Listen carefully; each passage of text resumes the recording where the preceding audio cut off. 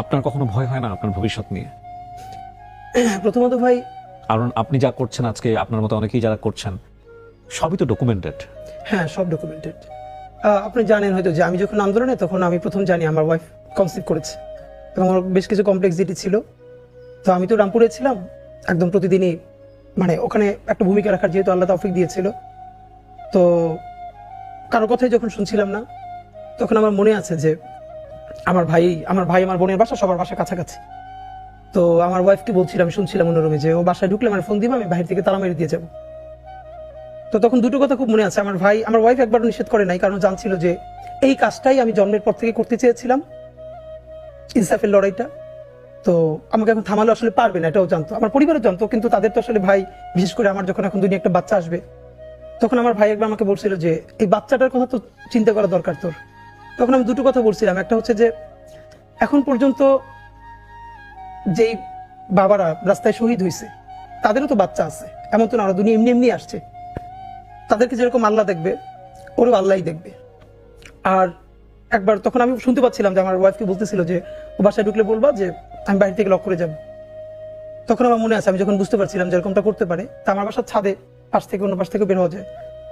তাই আমি বলছিলাম যে যদি সত্যি এটা করো, যদি আমি 7 তালা দিয়ে লাভ দিয়ে পড়ি, তখন তোমরা কি করবো, আমার বাঁচাইতে পারবা? তো আমার মা খুব মনে আছে যে আমি এমনিতে ভাই, আমি তো সবার ছোট, আর এমনিতে ছোটবেলা থেকে আমি ভীষণ মানে একদম মায়ের সাথে থাকা আর কি। এখন আমি মানে বাড়ি গেলে মার কাছেই ঘুমাই। তো মা তো কান্নাকাটি করছিলই। তখন মা একটা কথা বলছিল যে এমনি মরে যায়, কিন্তু ওইরকম মানে হত অবস্থা। তখন আমি বলতেছিলাম, মা, কেউ যদি রুমে এসির মধ্যে মারা যায় আর কাউরি একদম গুলি করে মেরে ফেললো, মানে কবরেই তো যাবে। আর ব্যাপারটা তো এমন না যে এসির মধ্যে মারা গেল তার মৃত্যু কষ্ট কম, বরং জীবনে তো পাপ আমাদের সবারই আছে। হয়তো আমার প্রচন্ড পাপ থাকা সত্ত্বেও আমি একটা ইনসাফের পক্ষে দাঁড়ানোর কারণে আমার এই মৃত্যুর মধ্য দিয়ে আল্লাহ তোমার মাফ করে দিতে পারে, এটুকু তো ন্যূনতম প্রত্যাশা আমাদের থাকা দরকার। তো আমার মনে আছে যে হ্যাঁ, আর আমি যে কারণে ওই সময় এভাবে করতে পেরেছিলাম, সেটা হলো ওই যেই রক্তের মধ্য দিয়ে, আমি এটা অনেকবার বলেছি যে আমার পাশে কিভাবে একটা ছেলে শহীদ হচ্ছিল, আমি মিছিল দিচ্ছিলাম, আমরা এরকম করে। তো আমার পাশে একটা ছেলে ছিল, আমার চেয়েও বয়স কম, ওর পরনে একটা মাস্ক ছিল, হাতে লাঠি ছিল। এটা আমি অনেক শোতে বলেছি। তো হঠাৎ করে দেখি ও আমার মনে হয় একটু দূরে ছিল, লুটিয়ে পড়েছে।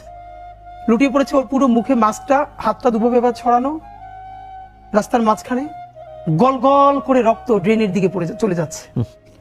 এবং এটা গুলিটা নিচ থেকে আসে না, হয়তো কোনো ছাদ থেকে বা স্নাইপার শুট, কারণ নিচ থেকে আসলে তো আমাদের গায়ে লাগতো।